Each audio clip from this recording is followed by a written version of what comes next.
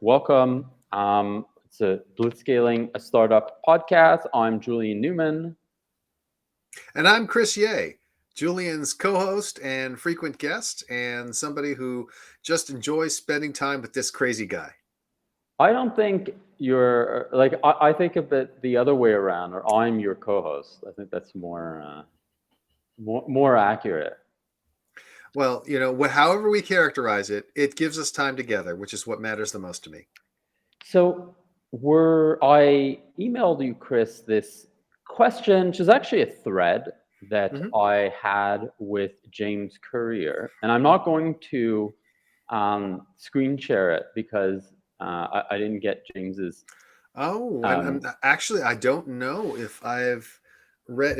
I've been busy today. I read the presentation and memo. I didn't see the thread you had with James. I'm gonna have to go take a look at that. Hold on. yeah, I'm not gonna screen share as I didn't get his approval No, I strongly agree with that decision. to screen share. But it's really a conversation he and I had about competition. Mm. And how to think of competition and how to think of like the innovator's dilemma, and like when should you compete and when should you not.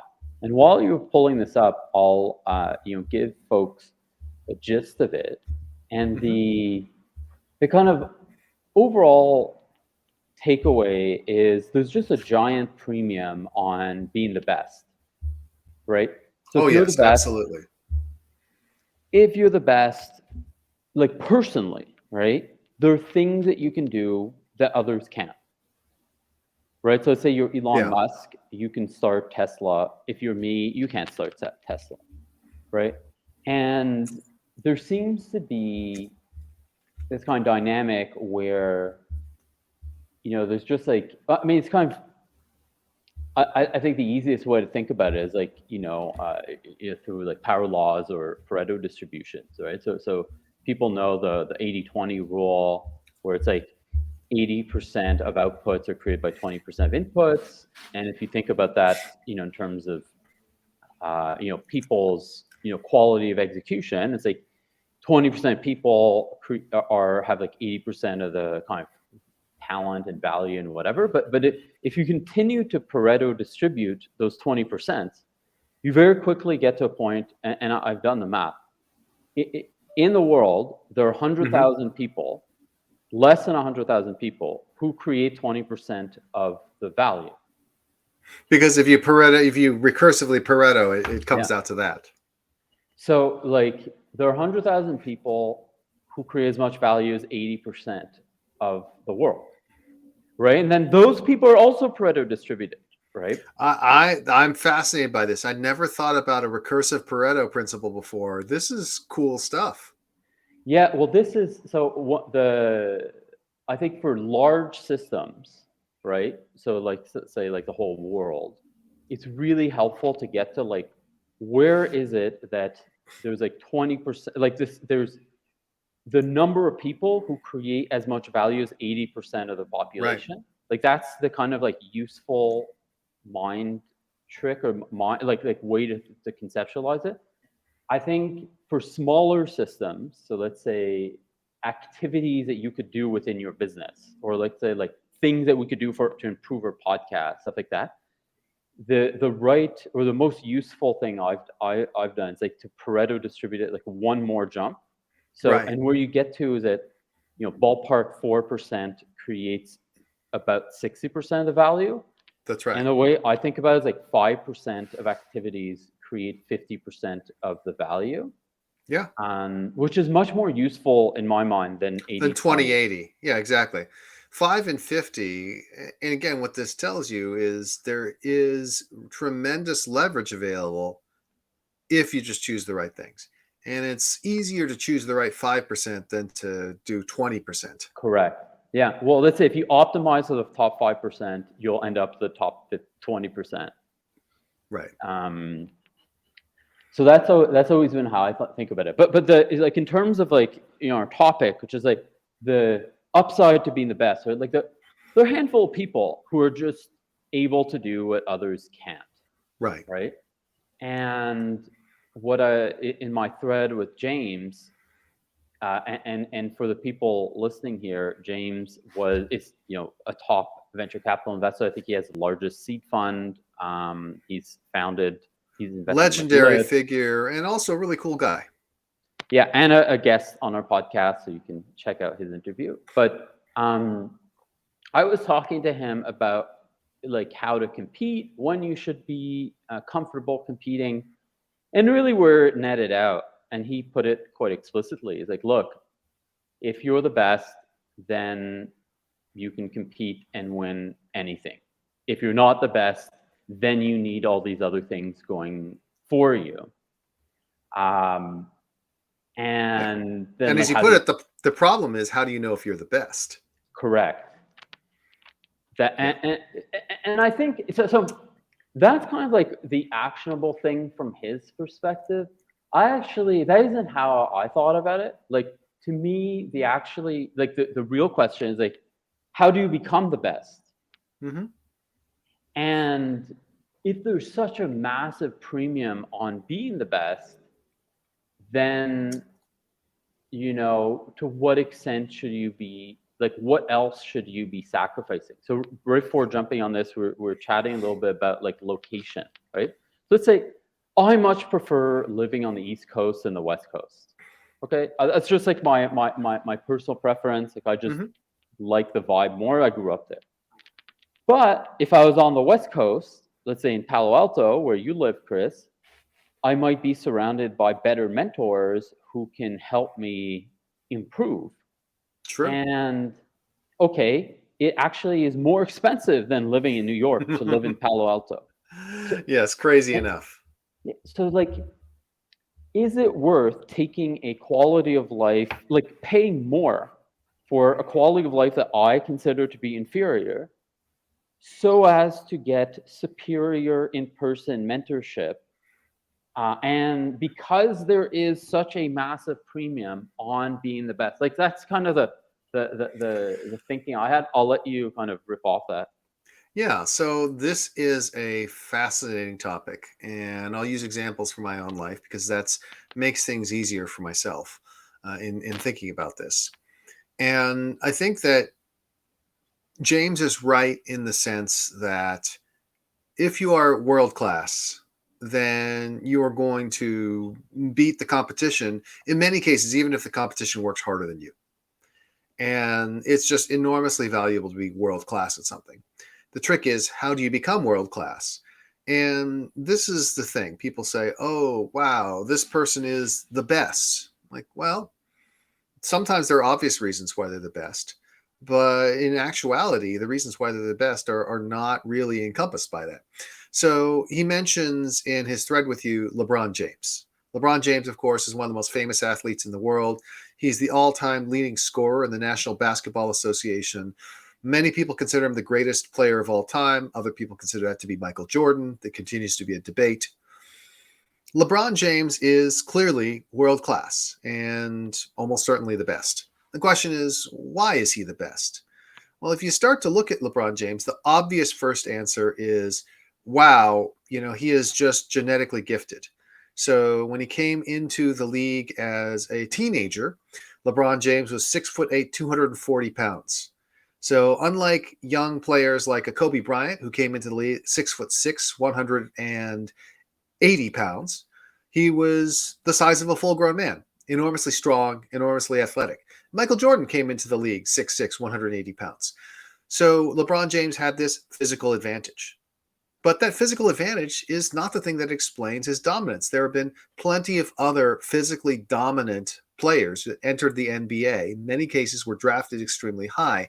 Around the same time that LeBron James came into the NBA, perhaps just a few years later, there's a player named Stromile Swift, who had one of the most ideal bodies ever created for the NBA.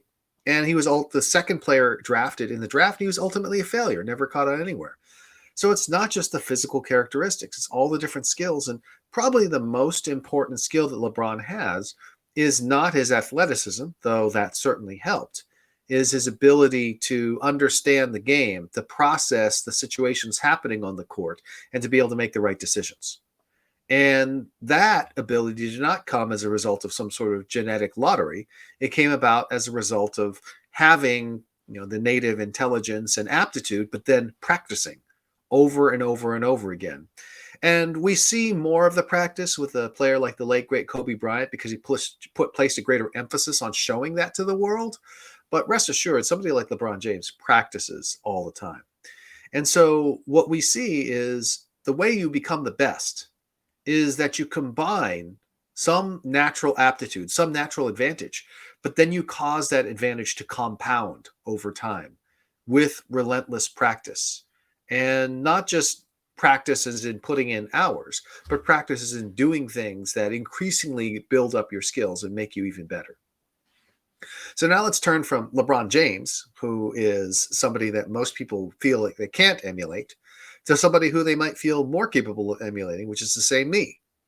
So we'll talk just about one of the more obvious things, which is that I am a world-class public speaker.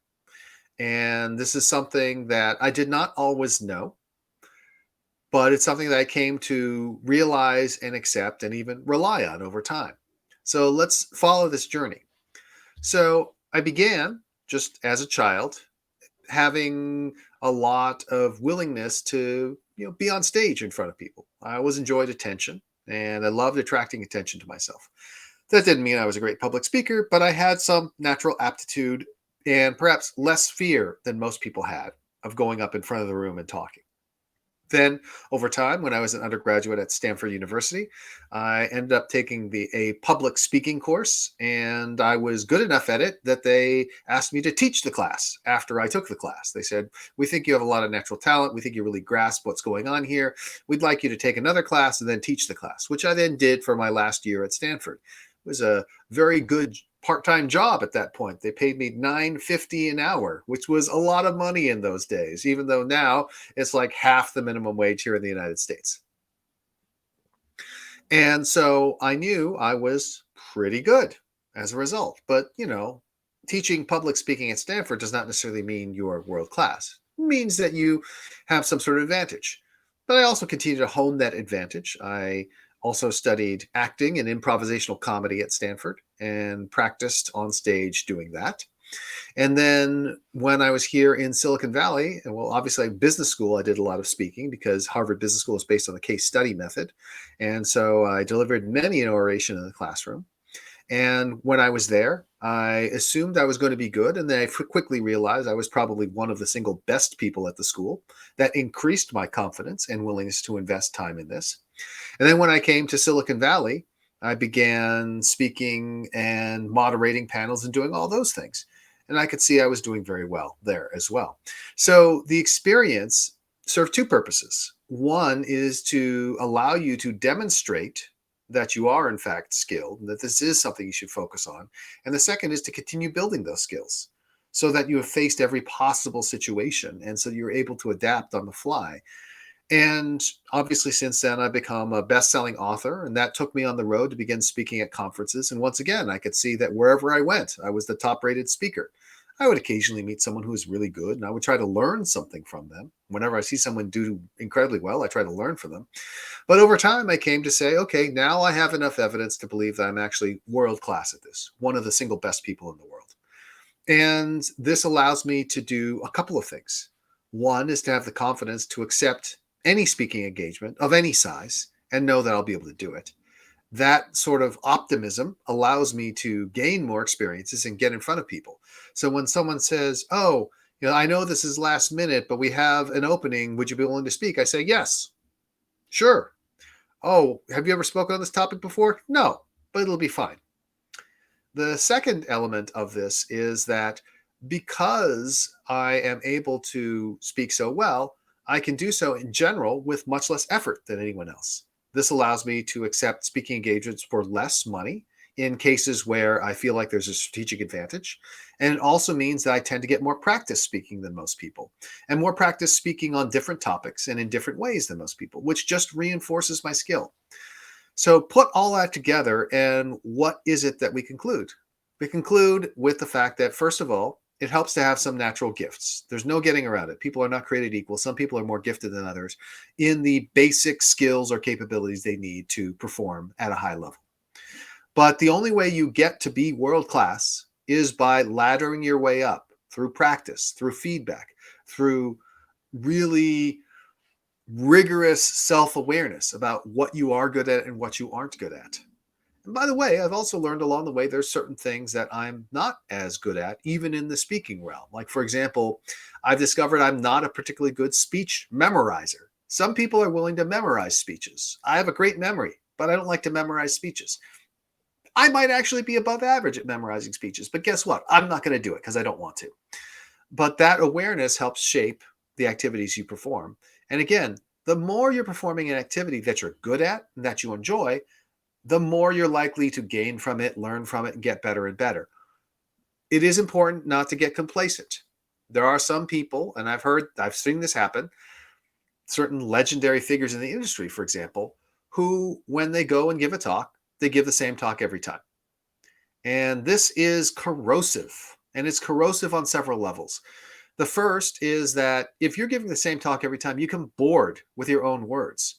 And oftentimes you come to not enjoy them as much. And eventually that lack of enjoyment is going to come through in your speaking. But the other thing about that is that you are not learning. You have made yourself static and stagnant. And that's something you should never do. So even when you're doing something that you are world class at, you should continue to seek challenges, because otherwise you will not be able to stay at that pinnacle, because that boredom, that lack of engagement is going to eventually erode your skills. There's a really interesting component to what you're saying, which I've never thought of, but really tracks with my experience, which is that as you get more experience, and especially high quality experience, right? Yes. And exposure to people who are just really good at the thing that you're trying to improve at. You get uh, like a more granular understanding of what it means to be good, and you get a more granular understanding of the different ways that you can be good, and a more granular understanding of like how you fit in to that, right? So I'll take myself as an entrepreneur. Like I've always been. I mean, I studied philosophy in university. Like I've always had a predisposition to be like very thoughtful and strategic. Um, and when I started as an entrepreneur, I actually thought that was not good. Like I thought you needed to be more action oriented. Because like most of the entrepreneurs that you meet and the advice that you get when you're less experienced or that you have access to and you're less experienced is like YC type advice, just like get out there and do stuff, or like you meet like people who are hustlers and like got ahead in that way. And as I started to you know get exposure to people who are actually successful. So like we can take Reid Hoffman or like Mm-hmm. Peter Thiel or like those are probably or Elon Musk or like the most famous examples of this. So it's like people who have just consistently succeeded at everything all the time. Right? It's not just like a fluke, and it's like by luck. It's like how is it that you are, involved in like Airbnb, Facebook, LinkedIn? Like how can you do all of that if it's just a fluke, right? It's obviously not. And those people are extremely thoughtful, right? And actually, so if you take Reid, he's actually a philosophy guy, right? Mm-hmm. And so you realize, oh, actually, it's not that all entrepreneurs are like that, but that there is a way in which you can be hyper successful by being thoughtful and maybe like it turns out that's the main way I think for entrepreneurship, like the most elite way of being an entrepreneur. And it's very weird, like that's definitely something that I naturally am like, Mm-hmm. and that's something that I undervalued and under kind of like stressed or under kind of like highlighted, because I thought that it wasn't important or is a net negative. And so I guess kind of like as you get more experience, you can better understand what excellence is, and then you can better understand what elements within yourself you need to highlight, and then you can lean into the right things or something like that. Yes, and I want to now riff on something that you said, which I thought was very interesting. One thing that you didn't really highlight is the fact that you didn't think that the thoughtfulness was important because of conventional wisdom, because of what other people were saying, because of how they were teaching the subject to other people. The thing you have to remember, and I learned this from teaching public speaking myself, is that when you are teaching, you are trying to teach in a way that you reach a broad audience. And so you necessarily have to stick to tactics and techniques that are going to work for most people. But it's not to say that those tactics and techniques are going to be personalized to the individual or that they're going to be the best things. So, for example, I have seen many public speaking instructors and other folks like that since then. I know some of the top people who are doing public speaking instruction for executives in the technology world.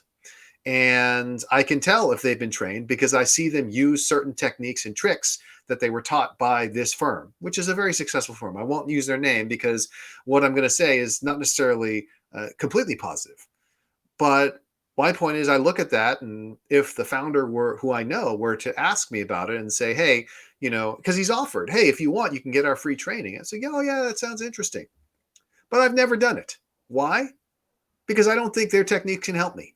I don't believe that their instructions, which are designed for people who lack my natural talent and experience, are actually going to help me. In fact, they may hinder me. This reminds me of when I was studying for the SAT. And one of the things that the instructors in the study course said is don't rely on your knowledge of Latin. So I didn't. And I later went back and said, actually, that's all wrong. They said, don't rely on your knowledge of Latin because most people don't know much Latin. I had taken Latin for 4 years, so my level of knowledge of Latin was much higher than almost everyone else in that classroom. So I should have ignored that advice and focused on what was actually right for me. Yeah, I don't know if you ever come across this, but I came across the Quora profile of Justine Musk, who was Elon Musk's first wife. Yes. Yes, Justine. I've met Justine on a number of occasions. Oh, Very interesting woman. yeah. I mean, I don't know anything about her, but somebody mentioned somewhere that she like some answers she put on Quora. So I went look her up on Quora, and then I was reading all of her Quora answers. They're super interesting. And one of the like she was just answering questions about like how do I become like Elon Musk or stuff like that. And one of the things that she was saying that he does really well, which kind of like what you were saying kind of like prompted for me, is he ignores like 95% of people. So it's like you just like block out 95% of opinions, perspectives. So like this is all useless. And then you kind of so it's kind of like identifying the 5% of input that is useful, ignoring everything else, and then like really listening to that 5% of useful input. That was kind of how she was saying that the thing that he would do really well. And the aligns with what you were saying. And it sounds like the more experience you get, the more you can discern between useless and useful, at least for your context. Yes, and then to go further, what I would say is that Elon's approach is not even the most advanced technique. His approach occurs because he is incapable of considering multiple ideas at once and incapable of processing the nuance. And therefore, he has to just concentrate on the 5%. I think a better approach is to just be able to clearly distinguish between what is conventional wisdom and what actually makes sense, and to know what actually drives the efficacy or non-efficacy of various advice. Because, in fact, knowledge of conventional wisdom, knowledge of what other people believe, even if that belief is mistaken or foolish, is useful because it helps you persuade them, it helps you understand them, it helps you predict their behavior. Elon Musk is brilliant at taking and focusing on that 5%, he is horrendous at predicting other people's behavior or understanding how to convey his ideas to others. Yeah, so it's kind of like as you gain more experience, and like better experience, then you're able to know what to pay attention to, know what not to. So like categorize things, and ideally, what you do is you listen to things in two different ways. So one way is like, hey, this is useful input. The other way is like, hey, this is conventional thinking about this, and how Yeah, would I do to communicate to most people who think in that way? correct. And it's very easy for somebody like Elon Musk to have contempt for conventional wisdom because it's not based on fact and because it's not actually useful if you follow it. Like, that's absolutely true. But refusing to understand why people think the way they do is going to lead you down a lot of blind pathways. Understanding people's behavior is almost always going to be useful, even if you know that behavior is irrational, because then you will better be able to shape that behavior in the future. So I want to call out because we had a comment came in on LinkedIn that I Mm. didn't call out earlier, so I didn't have LinkedIn open. And the comment is from Mike O'Neill, who's the president of First Contact. He says, "I'm looking forward to attending the session." So there we go. Awesome. Well, Mike, thank you so much I hope you were able to tune in. And even if you don't manage to tune in live, you'll certainly be able to catch the recording. And again, hopefully you'll get the kind of content here that you could only get from the Blitzscaling a Startup podcast. And don't forget that with Blitzscaling a Startup, we now have a Patreon. Patreon, yeah. Julian, what is that Patreon link? Yeah, well, it's patreon.com/blitzscaling. And then what we do is folks on the Patreon get access to the email that I sent to Chris ahead of these sessions, even before Chris. So that's, Because very relieved. Julian knows I probably won't end up reading it anyways. Yeah. And I schedule them, weeks in advance. Like I have them set up for, the next few months already. So that's just my style. It's just very different from yours. But that's one of the reasons why I enjoy spending time with you. Because you are different, I feel that I can learn from you. Yeah, it is strange how in some ways, like my wife is the same, right? Where she's like very different from me in many ways, in other ways, similar. Yeah, anyway, so folks, they get that. And then also, we actually did the first one. So we do these quarterly, check-ins on like is it that we're working on, and how can the community be helpful. So I do these. I think Chris, you intend on joining some of them, Yes. and we just discuss with the community what are you working on. If we're able to provide input or advice or resources. I actually made an introduction to somebody, the one we did as a potential co-founder. Mm. So we try to be supportive. So folks get this quarterly call with us, and they see the topic before you do, Chris. See, that's the kind of access that's pretty rare. And again, that's at patreon.com/blitzscaling. BLITZSCALING. So I think one of the tricks to become the best is to do things, and as you do things, learn where you fit in, and then like hone in on that and hone in on the people who are really, really great in that, in where you fit in, and then like continue to look for opportunities that are better fit for you. So let's say for me, I'm thinking, hey, what's the type of business I should be starting? Well, if I realize that actually, thoughtfulness is one of my strengths, which I didn't realize, 5 years ago. Well, maybe I should be starting a business that is more strategic, because that's something that I'm like 99th percentile at, and that I can like win at in a way that others can't. And maybe like Oracle would be a business that I'd not succeed at building, because it's a less strategic business. But there are other types of businesses that where my strengths are, better. So it's kind of like, I think it's like the conventional wisdom around it, or the way people say it, is like lean into your strengths and stuff like that. Hmm. But it's actually like discover the right fit sort of strengths, or the right fit parts of the world for you, and then associate with the best people in those parts, and pursue elite activities in those parts, or something like that. Yeah, I mean, I think that the way to think about it is you're going to do two different things. One is you're going to try to find differentiation, things that set you apart from other folks, but you have to also find a field of play which is going to be rewarding. And you need that field of play to be rewarding from a financial standpoint, from a status standpoint. You need that because otherwise, how are you going to continue to grow in that area? Like, I could pick out some sort of area in which I want to develop mastery and focus and learn.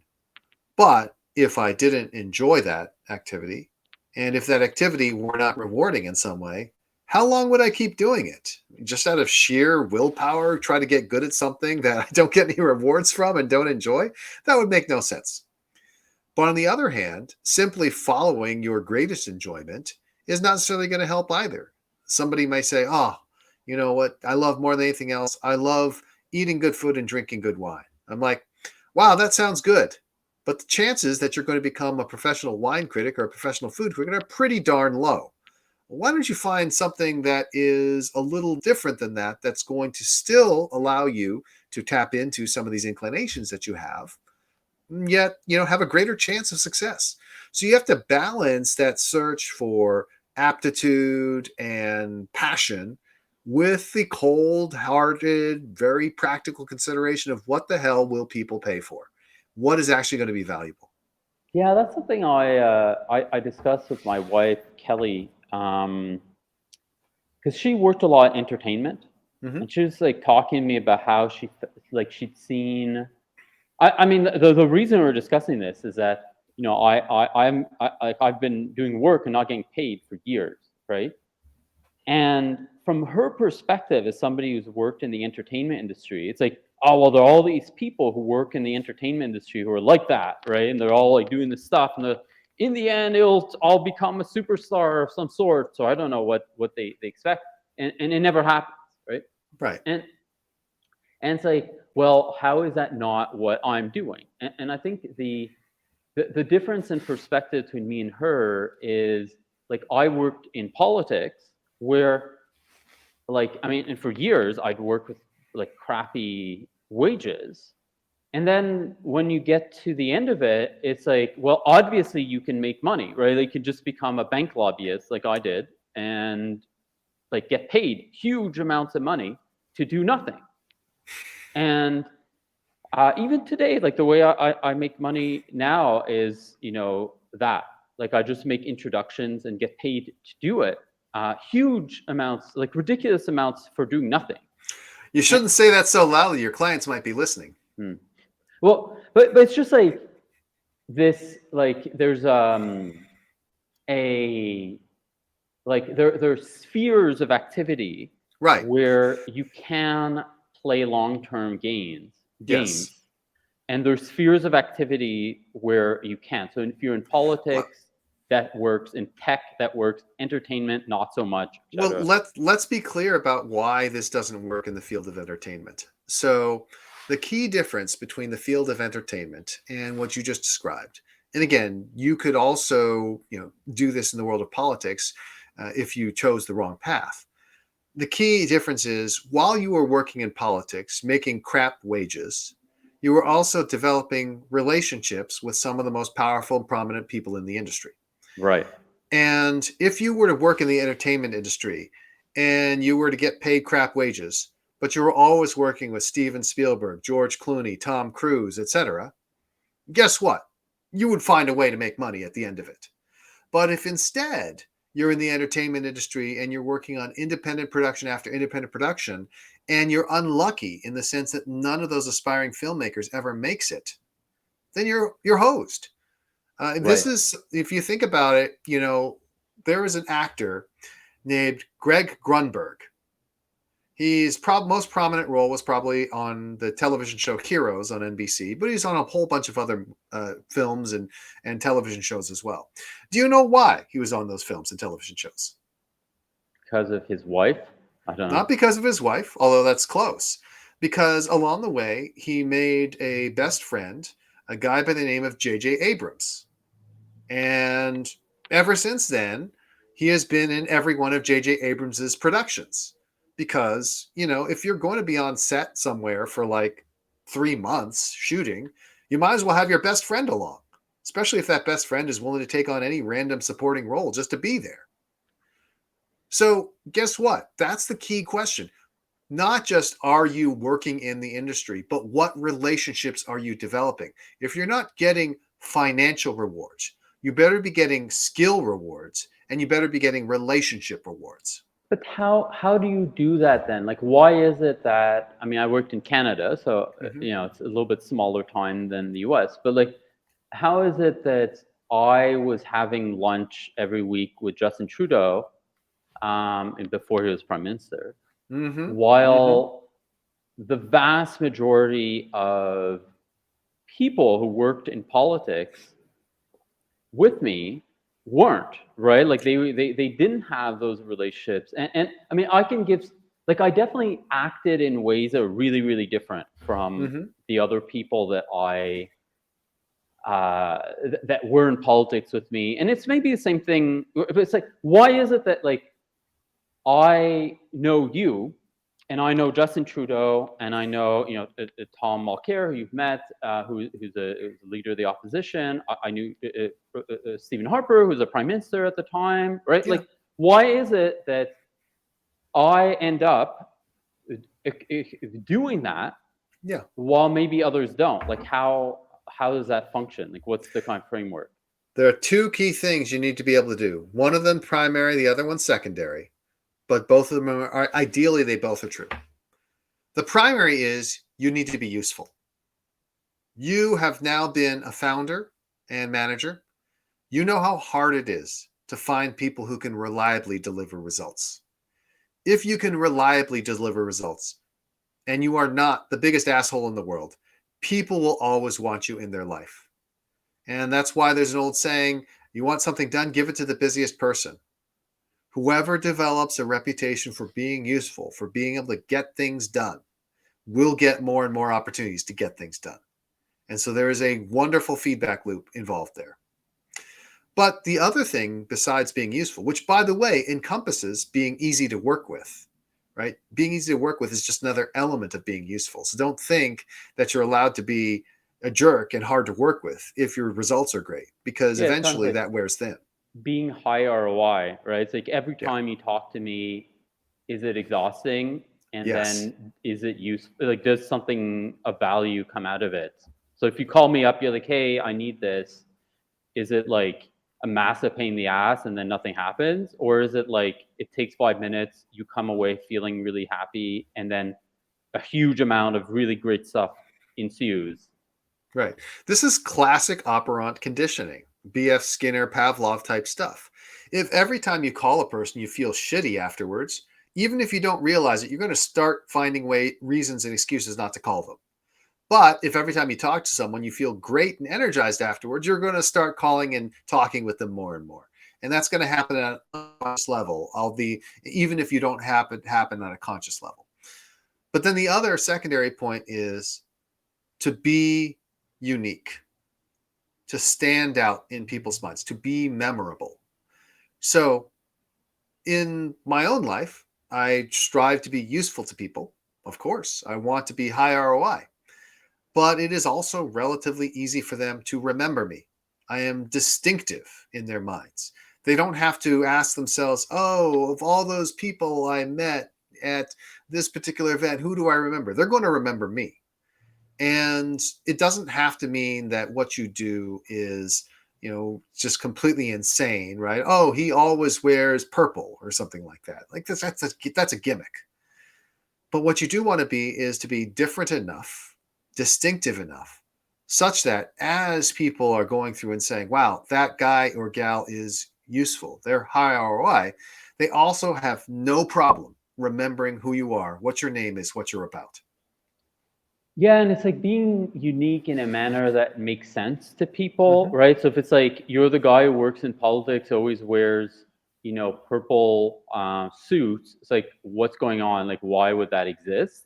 Right. While if you say like, hey, this is the entrepreneur who's really into philosophy and is like super thoughtful, well, okay, that's like relevant and unique and feels really powerful. Or if you say like, hey, this is the guy who's an entrepreneur who's like really athletic and does like rowing every day and has Plato's Republic beside his on his bed, whatever his bed table or whatever the word is, Yeah. like that kind of like it's like unique, different, but also um not like why.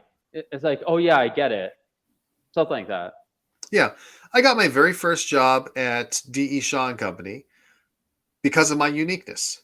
Now, obviously, I qualified to work at D.E. Shaw because I have, 2 degrees with distinction from Stanford University and a super high GPA and near perfect scores on every test and so on and so forth. That was what they were looking for. But there's plenty of those people out there. And there were 2 particular things that caused D.E. Shaw to say, we want this guy and we're willing to pay extra to get him because they paid me more than they paid their typical recruit coming straight out of college to get me to join. The first is that while I was at Stanford, I had actually applied for and received a patent on one of my inventions. Now, I've never made a dime off of commercializing this particular invention. However, getting the patent on that invention probably paid off, 10,000 times over in terms of the opportunities I got as a result of working for D.E. Shaw. Similarly, the other thing that brought me to the attention of the mentor, who was my first boss, was the fact that in the writing sample I submitted, it did not just include, essays and things like that. It also included short stories and poetry. And my future boss was so impressed with one of the short stories I wrote, which was about the difficult personal choices and fallout of genocide and things like that. Really dark stuff. But I think he felt really well written. Is that he said, we got to have this guy. And again, there are probably other people who were really smart, had great test scores, had gotten honors from these schools. And they said, we really want him. And they said, there's a lot of competition for this guy. They're like, we don't care. Pay what it takes to get him. So this must be what people mean by being well-rounded, right? So it's like like the more specific thing is like when you're well-rounded, meaning that you have experience a variety of domains, then you can very easily become unique and high quality because you can Yes. find the thing, like you can, like you're good at poetry, you're good, you can create patent. Maybe other people have become like amazing at basketball. You're interested in basketball. You're not amazing at basketball, but maybe someone else would have become that because Right. they would have discovered it because they were well-rounded. So it's really, Yes. And this that's is kind of the what they other mean. key, and this is really interesting. So being well-rounded is merely the means to the end. The end is that you resonate with people around the things that are really important to them. And so being well-rounded allows you to resonate on those 3 or 4 things because you're more likely to actually have direct experience with them. And you're more likely to seem unique and cool and interesting. Not every single thing that I've done in my life is necessarily interesting to the person sitting across from me. But because I've done so many things, I can always find things that are going to impress them, develop commonality, demonstrate usefulness, or what have you. And that could be writing. It could be knowledge of popular culture. It could be deep knowledge of Dungeons and Dragons. It could be any number of all these different things. But when someone is sitting across from me and they tell me what they do, I can always say, yes, I remember doing this. That is so fascinating and that is interesting. And that well-rounded nature allows you to then resonate on the things that actually matter. And the other thing I've discovered more recently about having like knowledge in a variety of fields is that it enables you to communicate things to people that you otherwise wouldn't be able to. So, for Hmm. example, if I'm trying to get somebody to understand a concept in business and I'm able to relate that to something in nature, right? So, for example, we were talking about the Pareto distributions, and like, you know,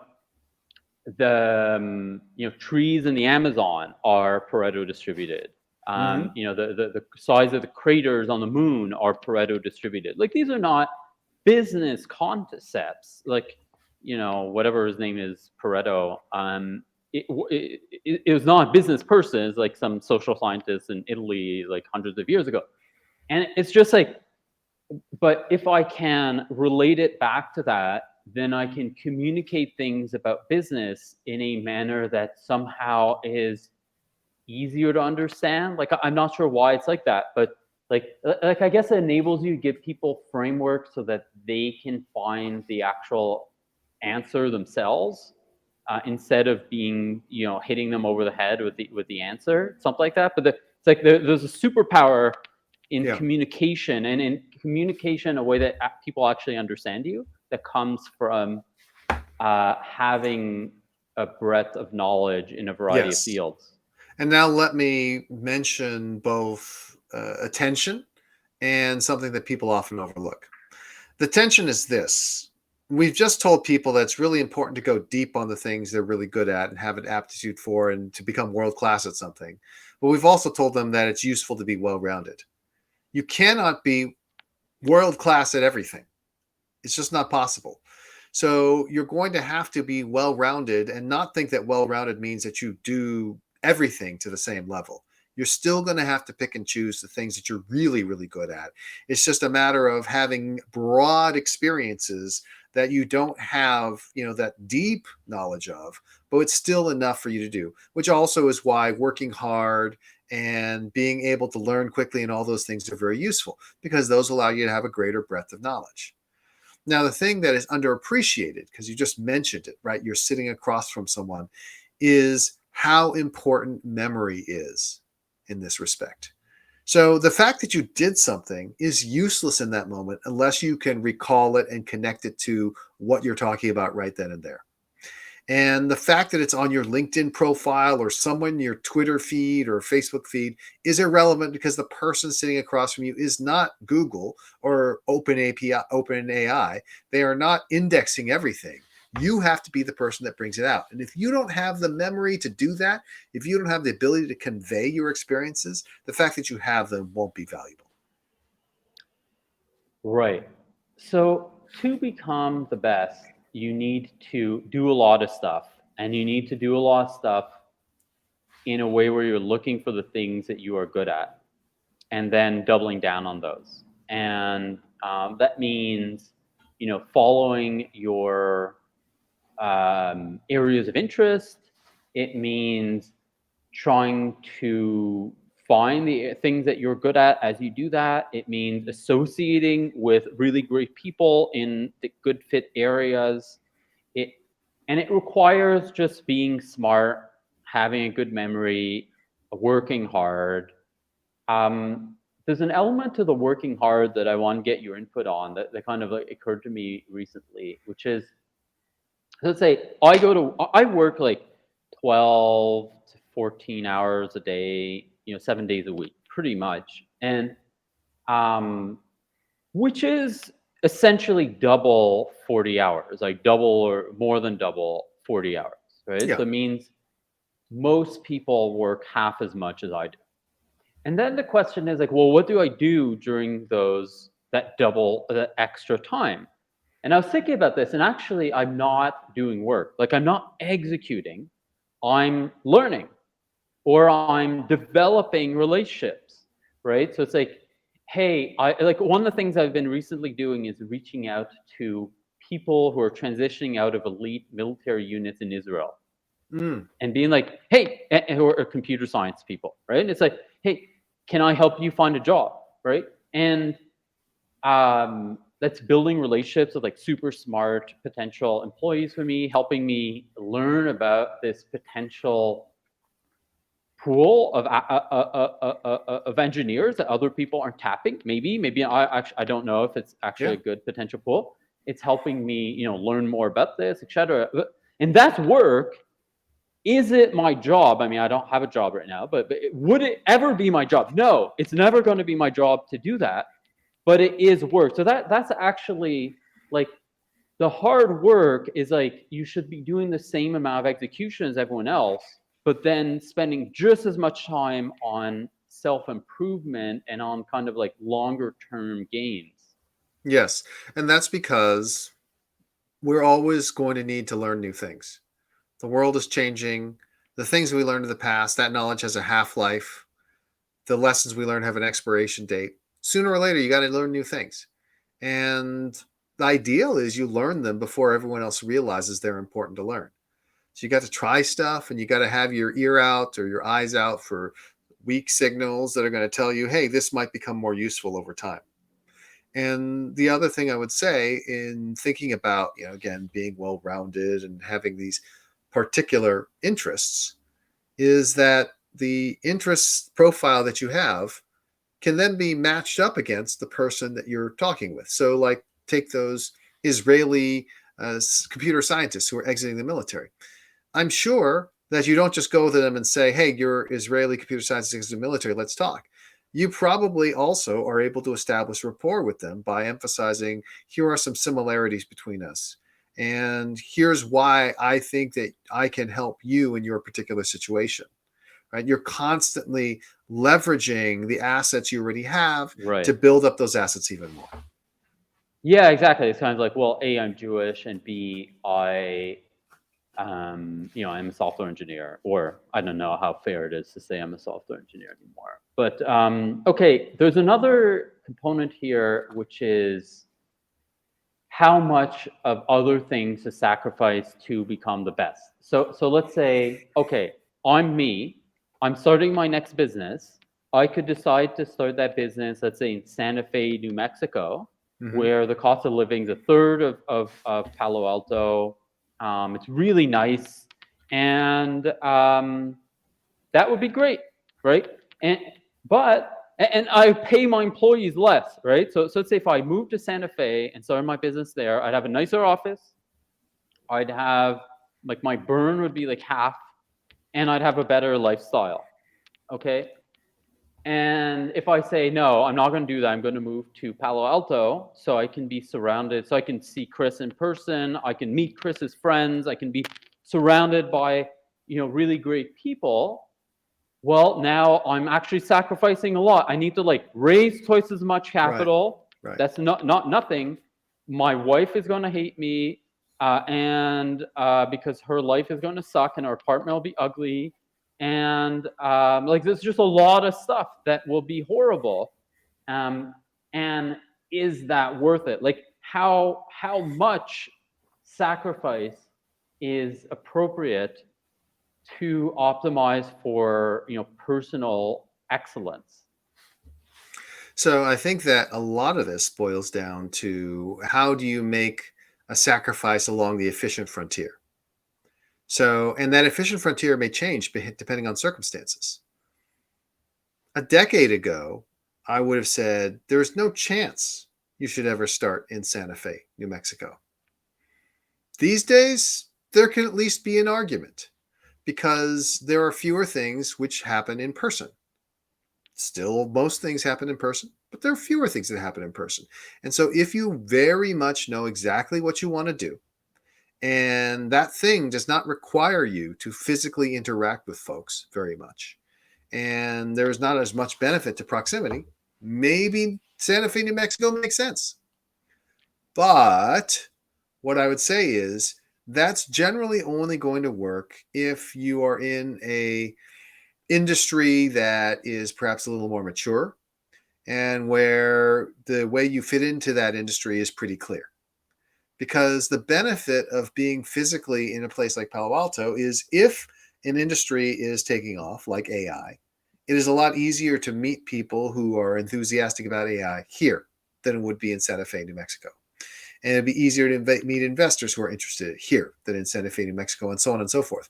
So you have greater resources, you have more ability to adapt and change, you have the ability to compound what you're doing by involving other people. All of those are things that are easier to do here than in Santa Fe, New Mexico. And so it really becomes a question. If you were building a business that was purely remote, that was dealing with pre-existing business processes, build it in Santa Fe, New Mexico, right? A conventional business built in Santa Fe, New Mexico costs you less, higher standard of living, your wife doesn't hate you. Those are all good things. Do it. But if you were to tell me, hey, I'm going to build an AI startup, I would say, well, obviously you need to build it here because you don't know exactly what you need to do. The industry structure is still changing. You may need to be able to influence how that structure develops. You need to be physically present in order to develop the relationships that will allow you to succeed. Yeah, so what you're saying is you have to look at, the actuality of the situation, right? So for example, if when I first moved to the United States, I had moved to Palo Alto, would I have truly had access to all the people that are relevant that I have more access to today? Probably not, right? And like the level of people I would have been able to access in Palo Alto versus New York probably be about the same because no one would like the sort of actually top tier wouldn't want to talk to me. Yes and no. I mean, the thing about being in Palo Alto is the culture here would allow you to more easily connect with top Right. people. I was connecting with people who were world famous even 20 years ago when I was a nobody. It didn't mean I connected with them as often. It didn't mean it was as easy to do, but it was more possible because of the ethos. That, by the way, is also one of those arguments for why Silicon Valley is desirable. It's not just a question of weather, not just a question of industry, it's a question of openness that makes it more possible for people to become world class quickly and to develop relationships quickly. So right, I think that's important. And but what you're saying is you have to look at the actuality of the Yeah. situation, like how much value you're getting versus how much cost that there is. But And as but always, understand the drivers of that value so that you are making a rational decision instead of operating off some sort of rule of yeah, thumb that says, oh, you must always move to Silicon Valley or, oh, you must always choose the lowest burn rate possible. but let's say I do an analysis of this and I Mhm. say, okay, I could be in Palo Alto and maybe that give me like 10% better than if I was in New York because anyways, like everyone goes to New York, like you go to New York, Chris, Yeah. whatever. And there are good people in New York. Like let's say that's where I net out. I don't know if that'd be the accurate um, calculation, but let's say I net out or it's like Palo Alto is 25% better, 10% better in terms of self-improvement. Therefore, what? Like, therefore, is it still worth it to do it? Like, how much? Like, at what point is that kind of like optimization for greatness and excellence, worth it versus the cost of doing it? I think it boils down to what you value. So, for example, one of my beliefs would be that almost no amount of success is worth costing you your marriage. So, for example, if you said, I think that Palo Alto will be twice as good for me, but I know for a fact my wife will divorce me, I'll tell you, find another way Right. because it's just not going to be worth it. If what you're saying is, hey, you know what, it's not ideal for the following reasons, my response would be, well, you know what, things happen pretty quickly here in Silicon Valley. It's not a commitment for the rest of your life. Come out, see if your assessment's correct or not. And if it's better than you expected, or you're doing really well, you might stay longer. And if it doesn't work out for you, guess what? You still have the benefit of having been here. And now you can go to all these other places and people will be like, oh my gosh, wow, you had that experience there. That's really cool. And it'll be a benefit to you, anyways. So in most situations, you should just like make the sacrifices necessary to accelerate your pursuit of excellence. Uh, Let me put it this way, you're not going to live forever and you're not going to be able to work forever. So why aren't you trying to maximize the one life that you have?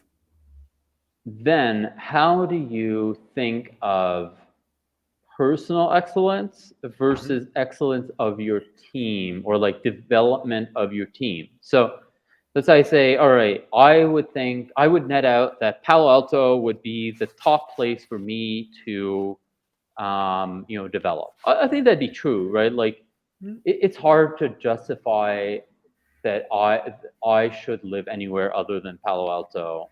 Like that's I think just obviously the case Right. for what I want to pursue, and in terms of like me being able to learn faster. But then I'm starting a business, and hopefully relatively quickly we'll get to a point where more than half of the value in the business is created not by me but by others, right? That's actually pretty hard to do, but Yeah. you do want to kind of like optimize for that.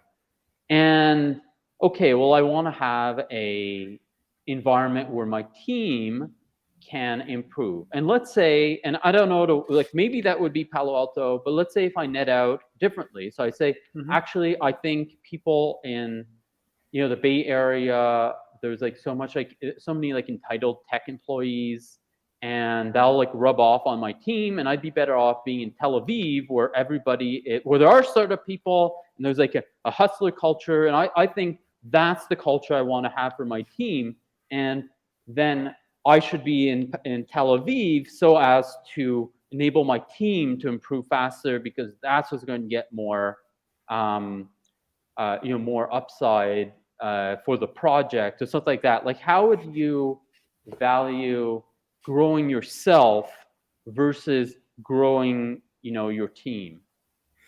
Well, you would assume that your chances of success at an early stage are about 10%. So there better be a lot of freaking value for the team to justify foregoing value for yourself that you actually Right, gain and can retain. right. Yeah. So it does sound to me that the rule here, the framework is pursue excellence at almost all costs. Like the situations where it doesn't make sense are just like blatantly obvious. Yes. And then uh, the way that you pursue excellence is by working really hard, pursuing excellence, right?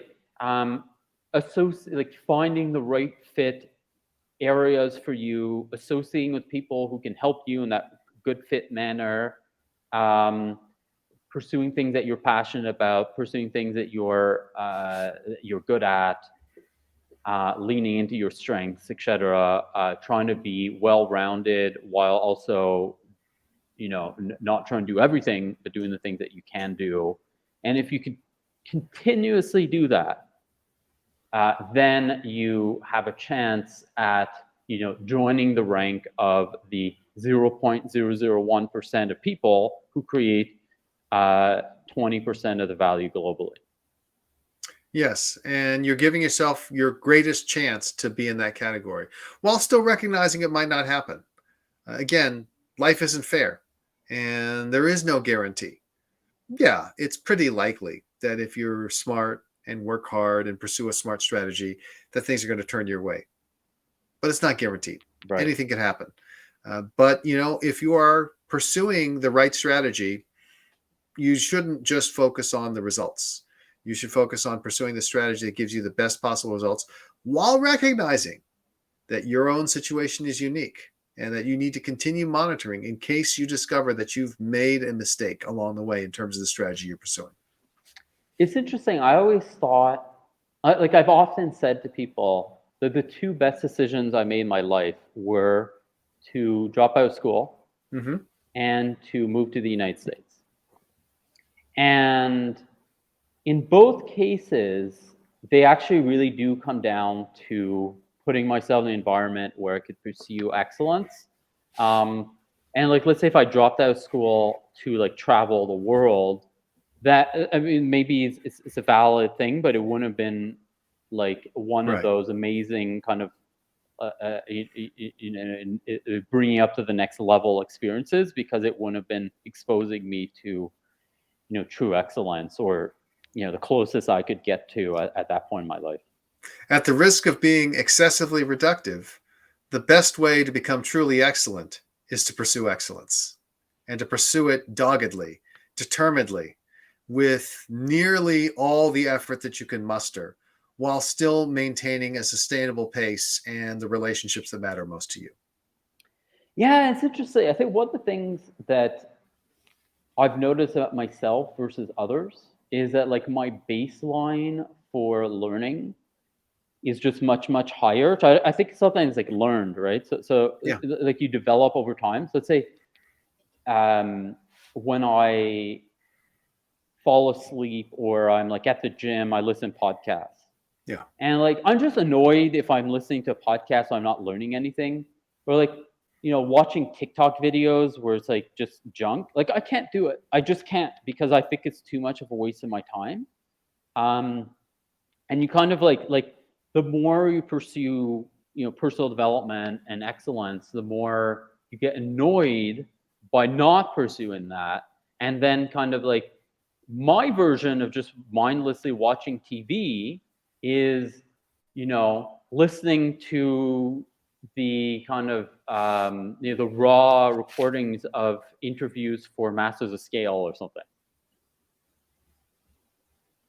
Yes. And again, the key is you do also still find those entertaining. And those are something where, because they're raw, you don't have to devote as much attention to them as something that has been clearly processed with the intention of conveying something to you.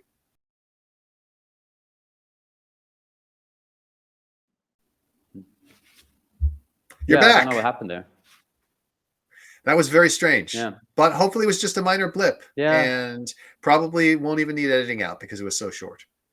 So okay, so I think that covers my thread with James Courier, and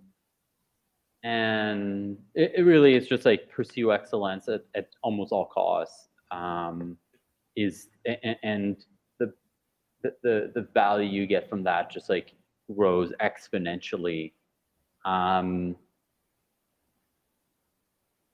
okay, And so I will add a final thought, which is one of the reasons to pursue excellence is not just the chance to be excellent, but because the pursuit of excellence itself feels good, right? When you are making progress towards a goal, when you know that you're one of the best in the world, that's a good feeling. And the fact that it is a good feeling is one of those things that is beneficial. I love the fact that I've been able to test myself and see that I'm really, really good. And that is a feeling that I value and am glad that I have. yeah, and that's it is true that it just makes your life just better, Yeah. and just makes everything easier. So let's say, I mean, this is kind of like an extreme example. Like I'm in Chiang Mai right now in Thailand, Mhm. right? And obviously, like Chiang Mai is not a place where there are a lot of people who are truly excellent. It's probably not Well, where you should be. not in the area that you're focused on. I'm sure there are people who are truly excellent at the pursuits that matter there. Right, like let's say tourism or something like Yeah. that. But at least in the environments I'm in, it's not like that. And one of the things which is the case is that just because I'm obviously more, let's call it like competent or like good at work or like high status in terms of work, like I just get a lot of respect from all the people without having to truly work for it, right? It just happens. And then Well, you did work for it. You worked for it by pursuing excellence. yeah, exactly. Yeah, and just like makes all like I was talking to this guy who was a chief data officer at IBM. Like he's no longer there, but Mhm. but like how like what his interactions with his family are, right? Because his family, they're just like normal people, and he's super super successful. And uh, yeah, like he was talking to me about how he like dealt with his family, and the way that his family treats him is really different than the way they treat everyone else in the family. That's right. So there are, true benefits, like just like at a kind of, you know, base, selfish level to just being better than everybody else. Again, the pursuit of excellence is itself rewarding. Of course, you need to achieve that excellence to truly reap its rewards. So what we'll do here is wrap up, this portion. We'll try doing this segment where we are, looking at my potential business idea, but we're going to not post that on the kind of on the podcast. Instead, have that just on the kind of like live stream. So if you're listening to this on the podcast, just check out our live stream, which is on YouTube, Twitch, and all other live stream things. It's youtube.com/@Blitzscaling. I guess for the podcast people, I'll wrap this up and say, like, thank you for listening. Thank you, Chris, for your time, and thank you to our team, Shlok, Brendan, and Jeremy, for making everything possible.